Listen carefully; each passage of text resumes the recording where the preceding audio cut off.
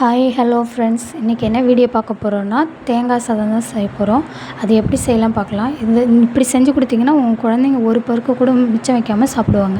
சரிங்களா? ஃபஸ்ட்டு கடாயை சூடு பண்ண பிறகு கொஞ்சம் எண்ணெய் விட்டுக்கோங்க. கொஞ்சம் மீடியமாக எண்ணெய் விட்டு அதில் கொஞ்சம் கடுகு, கொஞ்சமாக சீரகம். ஏன்னா தேங்காய் நெஞ்சு கறிக்கும்ல, அதனால் கொஞ்சம் சீரகம் போட்டுக்கோங்க. இது ரெண்டும் நல்லா பொரிஞ்ச பிறகு வரமிளகா சின்ன சின்னதாக கட் பண்ணி வச்சதை நல்லா போட்டு வறுத்து, அது கூட கடலைப்பருப்பும் கொஞ்சமாக உளுந்து பருப்பும். கடலைப்பருப்பு அதிகமாக போடுங்க, உளுந்து கொஞ்சம் கம்மியாக போடுங்க. சரிங்களா? இதை தேங்காய் சாதத்துக்கு டேஸ்ட் கொடுக்கும். இது முந்திரி பருப்பு இருக்கிறவங்க கூட முந்திரி பருப்பு கூட ஆட் பண்ணிக்கலாம், இன்னும் டேஸ்ட்டாக இருக்கும். சரிங்களா? இதை எல்லாமே நல்லா ப்ரௌனிஷாக வர வரைக்கும் நல்லா வதக்கி விடுங்க. கொஞ்சமாக ஒரு கொத்து கருவேப்பிலை போடுங்க.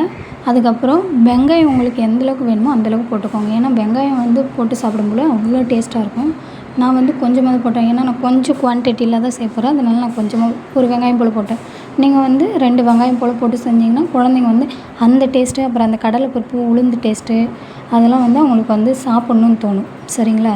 இதை நல்லா போட்டு நல்லா ப்ரௌனிஷ் ஆகிற அளவுக்கு வறுத்த பிறகு நம்ம துருவி வச்சுருக்கோம்ல, அந்த தேங்காய் துருவில் சேர்த்து அதில் கொஞ்சமாக உப்பு சேர்த்துக்கோங்க. உப்பு சேர்த்து நல்லா வறுத்துட்டு, இப்போது இந்த அளவுக்கு நல்லா வறுத்த பிறகு நம்ம வேக வச்சு வடித்து வச்சுருக்கோம்ல, அந்த சாதத்தை சேர்த்து உப்பு அந்த சாதத்துக்கும் அந்த தேங்காய் துருவலுக்கு தேவையான அளவு உப்பு சேர்த்து நல்லா கிளறி விட்டிங்கன்னா சூப்பரான டேஸ்ட்டான தேங்காய் சாதம் ரெடி.